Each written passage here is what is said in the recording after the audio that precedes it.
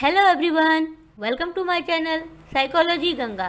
Friend, आज के अपने इस लेक्चर में हम मनोविज्ञान के कुछ महत्वपूर्ण प्रश्नों को देखेंगे जो आने वाले सभी टेट परीक्षाओं, यूजीसी नेट एवं यूपी पीजीटी साइकोलॉजी के लिए बहुत ही महत्वपूर्ण है। तो चलिए फ्रेंड शुरू करते हैं। फ्रेंड, आज के जो प्रश्न है वो बहुत ही महत्वपूर्ण है क्योंकि वो बार बार परीक्षाओं में पूछे जाते हैं। तो चलिए हम शुरू करते हैं। आज का पहला प्रश्न है, हृदय गति की मापन किसके द्वारा होते हैं? पहला प्रश्न है, हृदय गति का मापन किसके द्वारा होता है? इलेक्ट्रोइंसेफ्लोग्राम द्वारा, इलेक्ट्रोकार्डियोग्राम द्वारा और साइकोगैल्वेनोस्कोप द्वारा, या डी है उपयुक्त में से कोई नहीं। फ्रेंड, तो इसका ऑप्शन नंबर बी बिल्कुल सही है,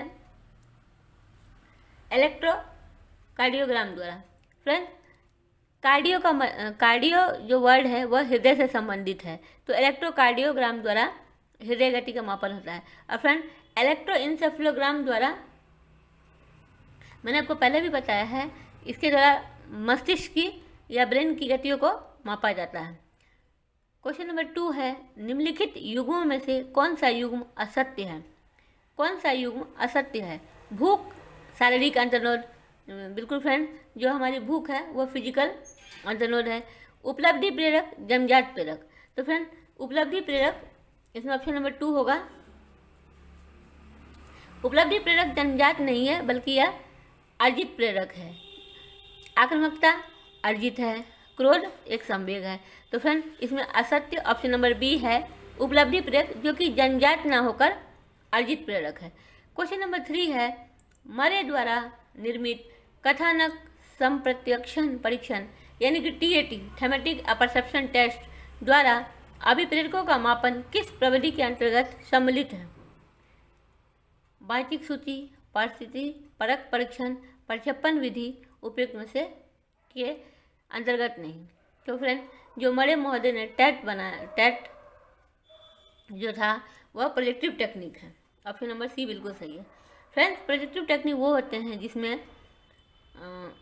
असंगठित चीज़ें होती हैं, जैसे कि कहानी लिखना या चित्रों में आपको क्या दिखाई दे रहा है, जिससे कि आप जो प्रयोज्य हैं वो अपनी अचेतन चीज़ों को बताते हैं। तो इसका आंसर ऑप्शन नंबर सी है, प्रक्षेपण या प्रोजेक्टिव टेक्निक। क्वेश्चन नंबर 4 है, संवेगों को पढ़ने या जानने का सर्वाधिक प्रचलित तरीका कौन सा है? संवेगों को या इमोशंस को जानने का सर्वाधिक प्रचलित तरीका कौन सा है? मुखाभिव्यक्ति, हस्तलेख, भाषा अभिव्यक्ति, या ऑप्शन नंबर डी है इनमें से कोई नहीं। तो फ्रेंड इसका ऑप्शन नंबर ए बिल्कुल सही है, मुखाभिव्यक्ति। हम किसी के मुख की दशाओं को देख के आसानी से कह सकते हैं कि व्यक्ति में कौन सा संवेग है, क्रोध है या वो खुश है।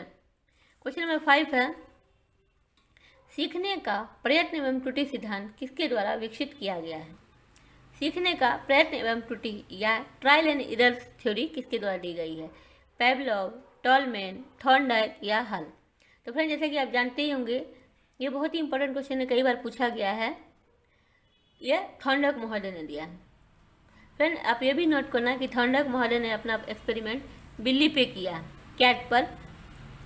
तो ट्रायल एंड एरर थ्योरी या प्रयत्न एवं त्रुटि सिद्धांत थॉर्नडाइक महोदय ने दिया है। फ्रेंड पेवलोव जो है, आप इसका भी देखिए, पेवलोव इन्होंने कुत्ते पे, डॉग पे अपना प्रयोग किया था। क्वेश्चन नंबर 6 है, कोहलर ने अपना प्रसिद्ध प्रयोग किस पर किया था? कोहलर ने अपना प्रसिद्ध प्रयोग किस पर किया था? बंदर, बनमानुस, कुत्ते या बिल्ली पर? तो फ्रेंड कोहलर महोदय ने बंदर पे अपना एक्सपेरिमेंट किया था, ऑप्शन नंबर ए। फ्रेंड्स आप नोट करना कि कोहलर के बंदर का नाम था नहीं, ऑप्शन नंबर बी इसका सही होगा फ्रेंड, बनमानुस पे। कोहलर महोदय ने अपना प्रसिद्ध प्रयोग बनमानुस पे किया था। फ्रेंड जो कोहलर महोदय के बनमानुस का नाम था, आप नोट करना, सुल्तान नामक बनमानुस पर उन्होंने प्रयोग किया था, बनमानुस पे प्रयोग किया था अपना। अंतर्दृष्टि के संबंध में कौन सा कथन असत्य है? अंतर्दृष्टि उच्च पशुओं से संबंधित है। अंतर्दृष्टि में सही प्रत्यक्षीकरण होता है। अंतर्दृष्टि में अनुक्रिया की त्रुटियों में धीरे धीरे कमी होती है। अंतर्दृष्टि में अनायास बिल्कुल सही अनुक्रिया घटित होती है। तो फ्रेंड, अंतर्दृष्टि या इंसाइट में बिल्कुल अचानक ही हमें एक नया थॉट आता है और हम सही अनुक्रिया करते हैं। तो ऑप्शन नंबर डी बिल्कुल सही है। क्वेश्चन नंबर 8 है पेवलोव के अनुबंध प्रयोग में भोजन चूर्ण के पूर्व उपस्थित घंटी ध्वनि या घंटी को क्या कहते हैं? पेवलोव महोदय ने अपना प्रयोग कुत्ते पे किया था फ्रेंड। तो इनका जो एक्सपेरिमेंट था उसमें क्या होता था कि पहले घंटी देते थे, घंटी की आवाज़ सुनाते थे, फिर भोजन उस कुत्ते के सामने प्रस्तुत होता था। तो ये पूछ रहा है कि भोजन से पूर्व जो वो घंटी बजाते थे उन्हें क्या कहते हैं? अनुबंधित उद्दीपक, अनानुबंधित उद्दीपक, ध्वन्यात्मक उद्दीपक, इनमें से कौन है?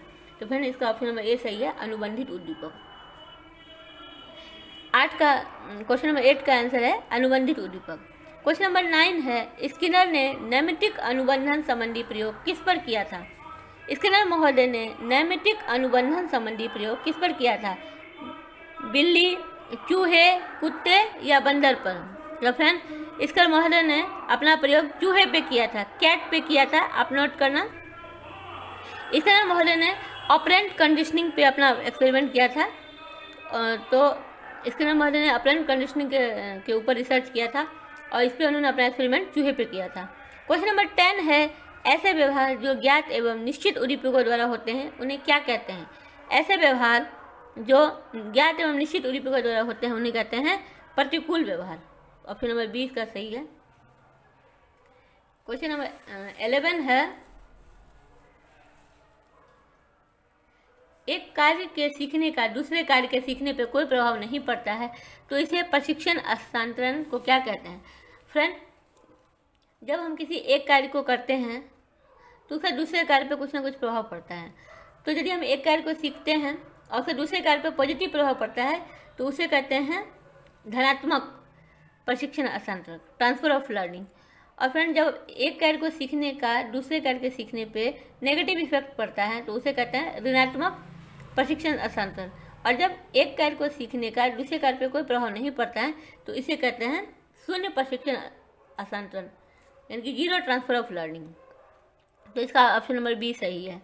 जब हम किसी एक कार्य को सीखकर दूसरे कार्य को सीखने पर पॉजिटिव प्रभाव पड़ता है तो उसे पॉजिटिव ट्रांसफर ऑफ लर्निंग, एक कार्य को सीखने का दूसरे कार्य पर नेगेटिव प्रभाव पड़ता है तो नेगेटिव ट्रांसफर लर्निंग, और जब एक कार्य को सीखने का दूसरे कार्य पर कोई प्रभाव नहीं पड़ता है तो उसे जीरो ट्रांसफर ऑफ लर्निंग कहते हैं या शून्य प्रशिक्षण हस्तांतरण कहते हैं। क्वेश्चन नंबर 12 है प्रशिक्षण हस्तांतरण का सर्वसम अवयव सिद्धांत किसके द्वारा प्रतिपादित किया गया? फ्रेंड, जो ट्रांसफर ऑफ लर्निंग है इसके कई सारे सिद्धांत है, उसमें से एक सिद्धांत है सर्वसम अवयव सिद्धांत। सर्वसम अवयव सिद्धांत ये दिया गया है ऑप्शन नंबर डी थॉर्नडाइक के द्वारा। पेवलोव, कॉफ्का, अगाथरी ने इसे सिद्धांत नहीं दिया है, यह सिद्धांत थॉर्नडाइक महोदय ने दिया है। निम्नलिखित युग्म में से असत युग्म कौन सा है? तो फ्रेंड, इसमें से आपको गलत पहचानना है। स्किनर चूहा, तो मैं आपको पहले ही बताया कि स्किनर महोदय ने चूहे पे एक्सपेरिमेंट किया है, पेवलोव महोदय ने कुत्ते पे एक्सपेरिमेंट किया, सही है। थॉर्नडाइक महोदय ने बिल्ली पे किया है, लेकिन कहलर महोदय ने चिंपैंजी पे किया है, बनमानुस पे। फ्रेंड, तो ऑप्शन नंबर डी सही है इसका, चिंपैंजी पे किया है या बनमानुस पे अपना कहलर ने प्रयोग किया है। गुच्छन या कोटि गुच्छन संप्रत्यय का परिवर्तन किसने किया है? फ्रेंड, ये जो गुच्छन संप्रत्यय है ये सीखने से संबंधित है, तो इस पर बासफील्ड महोदय ने कार्य किया है। तो गुच्छन संप्रत्यय का परिवर्तन बासफील्ड ने किया है। फ्रेंड, ये क्वेश्चन बहुत बार पूछा गया है। फ्रेंड, यदि आपको वीडियो अच्छी लग रही हो तो लाइक करें एंड सब्सक्राइब करें। फ्रेंड, यदि आप मेरे चैनल को सब्सक्राइब करते हैं तो आपको न्यू वीडियो जल्दी मिल जाएगी। क्वेश्चन नंबर 15 है स्मृति की प्रवृत्ति कैसी है? मेमोरी का नेचर कैसा है? शारीरिक, जैव प्राविधिक या मनोशारीरिक, विश्लेषणात्मक? तो फ्रेंड, ऑप्शन नंबर डी सही है इसका, सी मनोशारीरिक। साइकोबायोलॉजिकल नेचर है स्मृति का, मेमोरी का नेचर मनोशारीरिक है। क्वेश्चन नंबर 16 है वर्तमान समय में विस्मरण को कैसी मानसिक प्रक्रिया माना गया है? फ्रेंड, पहले शुरू में जब इबिंगहॉस महोदय ने प्रयोग किया था, इबिंगहॉस महोदय, अब नोट करना कि पहले ऐसे वैज्ञानिक थे, मनोवैज्ञानिक, जिन्होंने मेमोरी और फॉरगेटिंग, स्मृति और विस्मरण दोनों पे प्रयोग किया था इबिंगहॉस महोदय ने। तो जब इबिंगहॉस महोदय ने प्रयोग किया तो उन्होंने उसे निष्क्रिय पैसिव प्रक्रिया बताया था, लेकिन आजकल के मनोवैज्ञानिक विस्मरण को सक्रिय एक्टिव प्रोसेस मानते हैं। तो ऑप्शन नंबर सी सही है इसका। वर्तमान समय में विस्मरण को या फॉरगेटिंग को सक्रिय प्रक्रिया माना जाता है। क्वेश्चन नंबर 17 है, फ्राइड के अनुसार विस्मरण का मुख्य कारण क्या है। फ्रेंड, जो सिगमंड फ्राइड महोदय थे, उनके अकॉर्डिंग फॉरगेटिंग का मुख्य कारण क्या है? समय अंतराल, अन्वेषी क्रिया, दमन या इनमें से कोई नहीं। तो फ्रेंड ऑप्शन नंबर सी का सही है, दमन।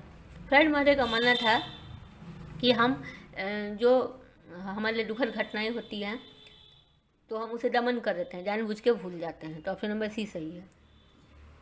क्वेश्चन नंबर 18 है, पहचान विधि किसका मापन करती है। क्वेश्चन नंबर 18, पहचान विधि किसका मापन करती है? पृष्ठोन्मुख अवरोध का, अग्रोन्मुख अवरोध का या धारणा का। तो फिर जैसे कि आप जानते ही होंगे, पहचान विधि से हम धारणा, ऑप्शन नंबर सी सही है, हम धारणा का पहचान करते हैं। क्वेश्चन नंबर 19 है, क्वेश्चन नंबर 19 है, हेब ने स्मृति को कितनी अवस्थाएं मानी है।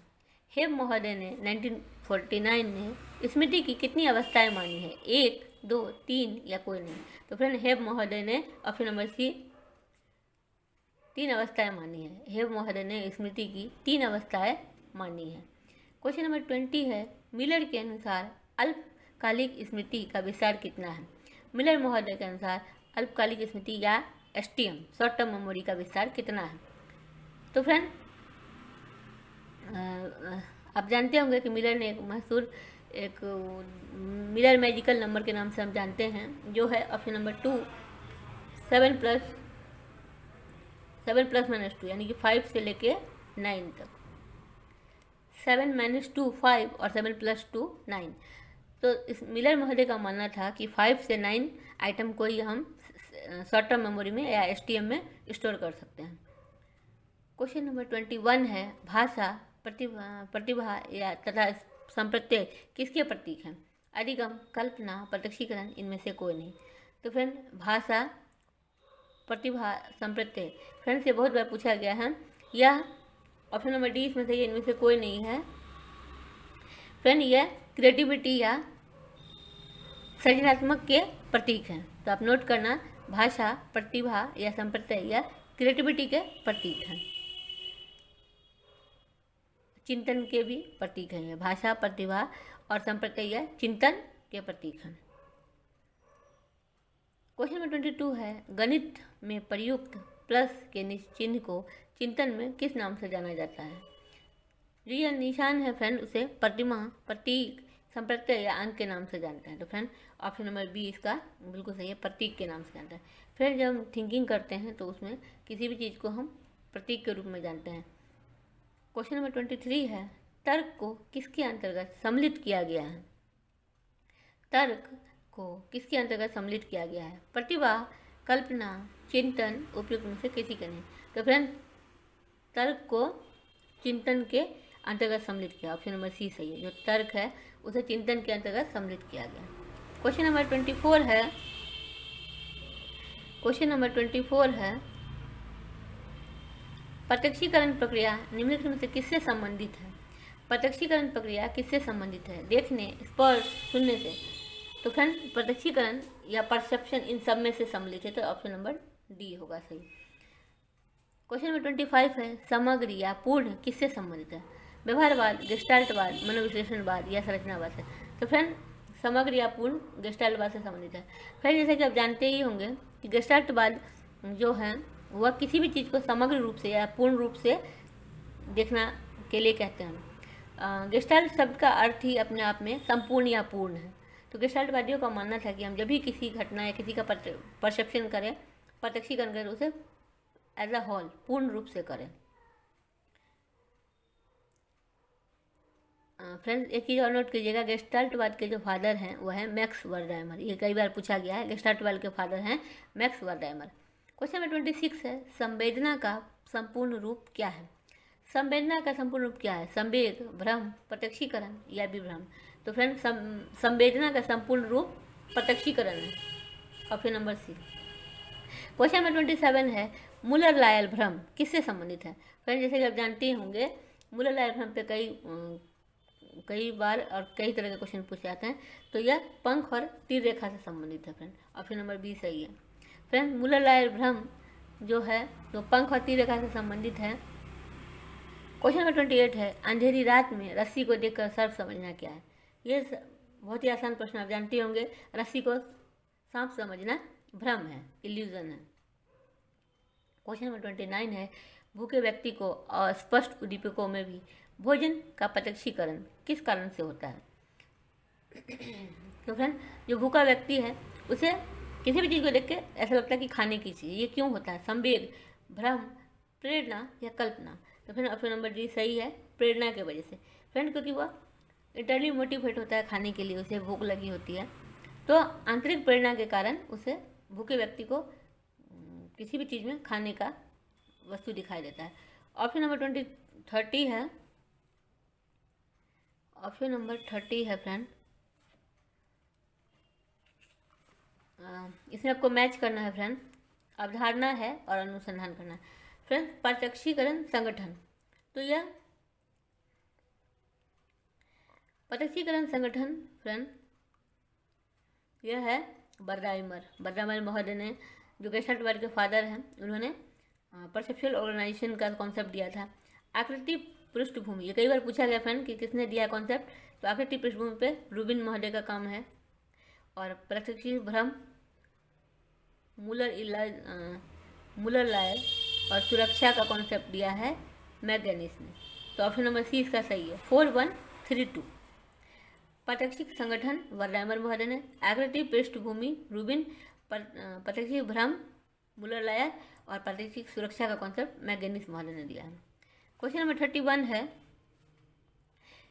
निम्नलिखित में से सत्य कथन कौन सा है। फ्रेंड्स आकृति पृष्ठभूमि के आगे उभरी होती है, यह कथन बिल्कुल सही है। फ्रेंड आकृति पृष्ठभूमि परसेप्शन का बहुत परसेप्शन कॉन्सेप्ट के अंतर्गत आता है, इसमें गेस्टाल्ट वादी का बहुत काम है। तो आकृति पृष्ठभूमि दो चीज़ें होती हैं फ्रेंड, आकृति जो है वो पृष्ठभूमि के आगे उभरी होती है। हम जब किसी चीज़ को देखते हैं तो उसमें जो पृष्ठभूमि है बैकग्राउंड होती है, और जो हमें मेन चीज़ देखते हैं वो आकृति होती है, वो उभरी हुई प्रतीत होती है। ऑप्शन नंबर ए सही है। क्वेश्चन नंबर 32 है प्रत्यक्षिक सतर्कता का प्रतिभिज्ञा देहली पहचान सीमी पर क्या प्रभाव पड़ता है। तो प्रत्यक्षिक सतर्कता का क्या होता है कि प्रभाव क्या होता है कि प्रतिभिज्ञा देहली कम हो जाती है। फ्रेंड जो प्रत्यक्षिक सतर्कता है, विजिलेंस है, परसेप्चुअल विजिलेंस, इसमें क्या होता है कि हम किसी चीज़ को जल्दी से पहचान जाते हैं, तो इसके लिए जो हमारी देहली है वो कम हो जाती है। क्वेश्चन नंबर 33 है सही, सामाजिक परिस्थिति के संदर्भ में व्यक्ति के संपूर्ण ज्ञान या सामाजिक विस्तार को क्या कहते हैं। सामाजिक परिस्थिति के संदर्भ में व्यक्ति के ज्ञान को क्या कहते हैं, सामाजिक परिस्थिति के संदर्भ में। इसके ऑप्शंस हैं बोध विस्तार, सामाजिक प्रत्यक्षीकरण, सामाजिक अंतःक्रिया, सामाजिक सुरक्षा। तो इसका ऑप्शन नंबर बी सही है। सामाजिक प्रत्यक्षीकरण में हम सामाजिक परिस्थिति के संदर्भ में संपूर्ण ज्ञान समझते हैं। क्वेश्चन नंबर 34 है जोन्स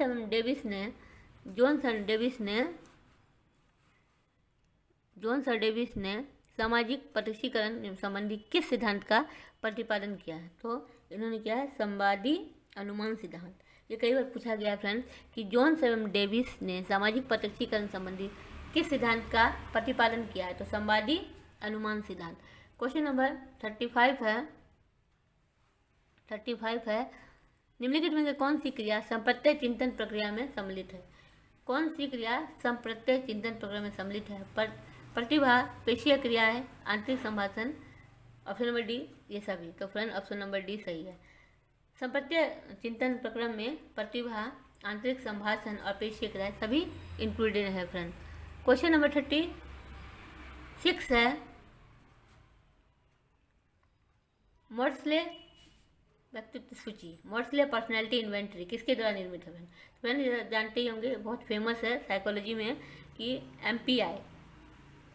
मोर्सले पर्सनैलिटी इन्वेंट्री आइजेंग महोदय ने बनाया है, गिलफोर्ड ऑलपोर्ट कैटिल ने नहीं। कैटिल का 16 PF पर्सनैलिटी क्वेश्चन आया है, आप नोट करना।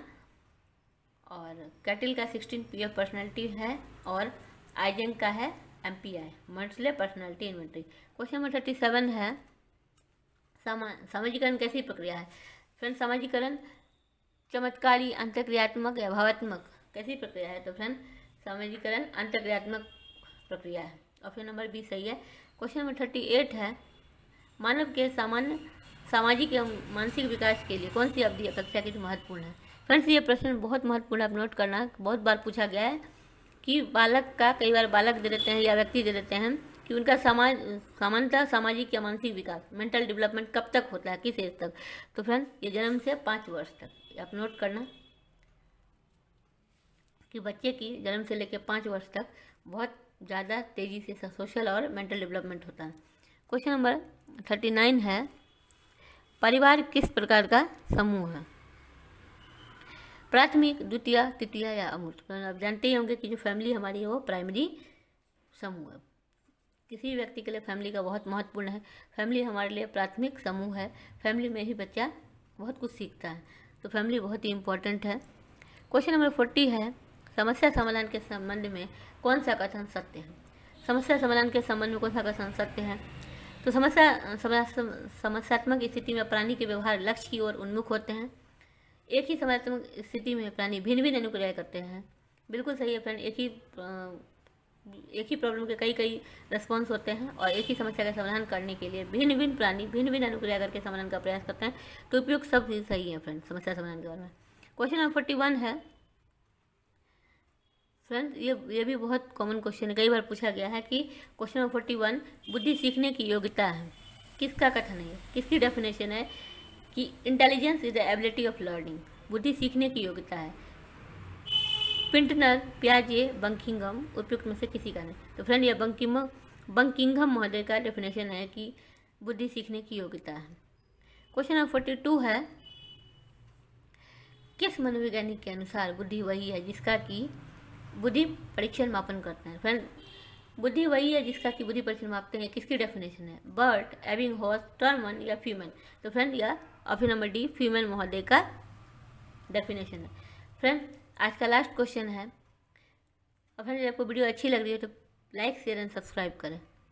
आज का लास्ट क्वेश्चन है, पियाजे के बौद्धिक विकास के संपूर्ण संप्रेषणात्मक चरण की अवधि क्या है? तो फ्रेंड, मैंने आपको पहले के वीडियो में बता रखा है कि पियाजे महोदय ने, जिनका कार्य संज्ञानात्मक विकास पे है, कॉग्निटिव, बच्चों के कॉग्निटिव डेवलपमेंट पे जिनका कार्य है, उन्होंने बच्चे के विकास की कॉग्निटिव डेवलपमेंट की 4 अवस्थाएं बताई हैं। पहला है सेंसरी मोटर स्टेज, दूसरा है प्री ऑपरेशनल स्टेज जिसके बारे में ये पूछ रहे हैं, और तीसरा है कॉन्क्रीट ऑपरेशनल स्टेज या मूर्त संप्रेषणात्मक अवस्था है, और चौथा है फॉर्मल ऑपरेशनल स्टेज या औपचारिक संप्रेषणात्मक अवस्था है। तो ये दूसरा वाला स्टेज की बात करें, यह है 2 से 4 वर्ष तक, और पहला वाला सेंसरी मोटर की है जन्म से 2 वर्ष तक। तो 2 से 4 वर्ष तक है पूर्व संप्रेषणात्मक चरण की अवधि। तो फ्रेंड, ये आज के कुछ महत्वपूर्ण क्वेश्चन थे। ये फ्रेंड बहुत ही महत्वपूर्ण क्वेश्चन है जो बार बार पूछे जाते हैं। आई होप आपको वीडियो अच्छी लग रही हो। आप लाइक, शेयर एंड सब्सक्राइब करें। Thank you for watching.